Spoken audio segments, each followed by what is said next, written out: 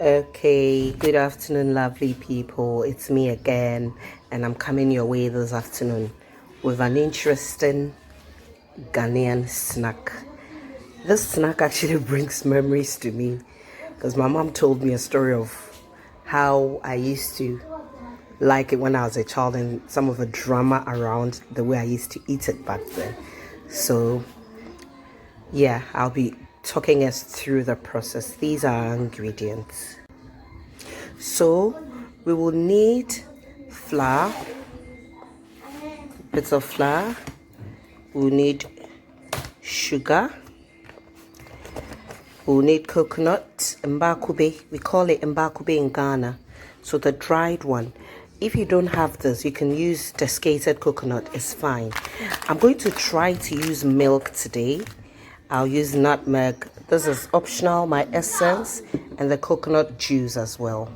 Okay, so usually we don't add water. We just use the juices from the coconut to do it. So I decided to use my coconut juice. I put my salt in here, and I'm going to add a bit of sugar. Sugar to your taste, and of course to the quantity of flour you're using. So make sure that it's well dissolved in the juice. So there's salt and there's also sugar as well. I'm dissolving it nicely.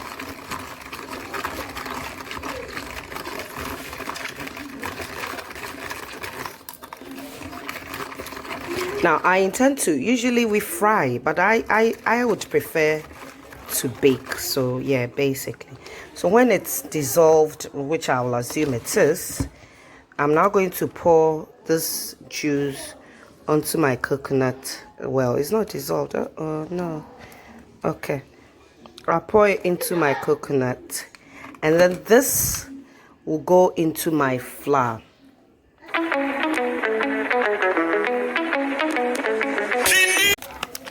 Okay, so I've done my coconut juice with sugar and salt. I've poured it here. Now milk is my new addition, so I'll add all the dry ingredients first. Milk goes in, and I'll also put my nutmeg. Cutting it up. Okay, and then nutmeg goes in as well.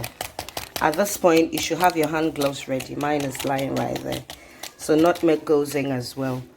Then I'll have my baking powder.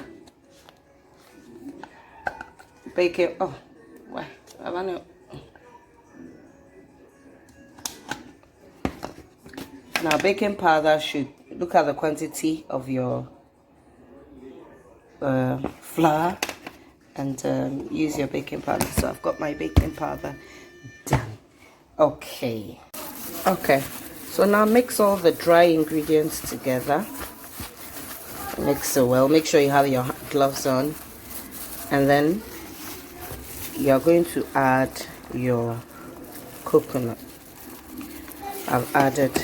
We intend to get a paste because we're going to be rolling it, so make sure that it's well mixed until you have a paste that can be rolled. If along the way you think that you need a bit of water to bring the crumbs together, I think it should work fine. It should be fine if you want to do that. So I'm trying to get my thing all into a roll. Okay, so that's my first, and I think at this point I'll need a bit of water to bring all the remaining crumbs together. So yeah. Okay, so next up we do the rolling. Make sure your baking trays are well greased. I've greased them already. My rolling pin is here. The mixture is, and my knife for cutting is here. If you have biscuit cutters, why not? You can use it as well. And then a bit of flour to put on my rolling surface so that it doesn't stick. Now make sure that your rolling surface or your working surface is thoroughly cleaned before you get onto your rolling. So I have actually done a bit of cleaning, well washed, well cleaned, and I'm all set, ready to roll. Yeah, so basically that's all I have ready here. Flour to prevent sticking, the mixture itself, greased baking trays, and a rolling pin, all set. Yeah. Okay, so I'm all rolled up, ready to cut out. So make sure when you're rolling, you roll away from me. That's what I was taught, so that it doesn't become so hard. So when you finish rolling them out, you cut it out nicely, and then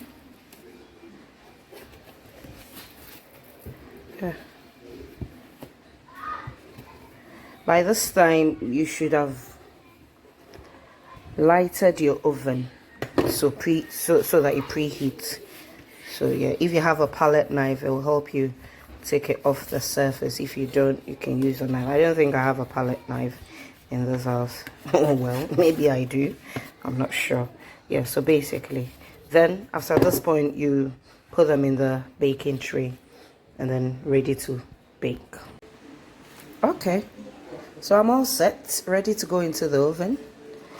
Yeah, that's my polo. You can fry too, but for some strange reason, I just don't feel like frying. If you want to fry, you're welcome to fry. If you want to bake, you're welcome to bake too.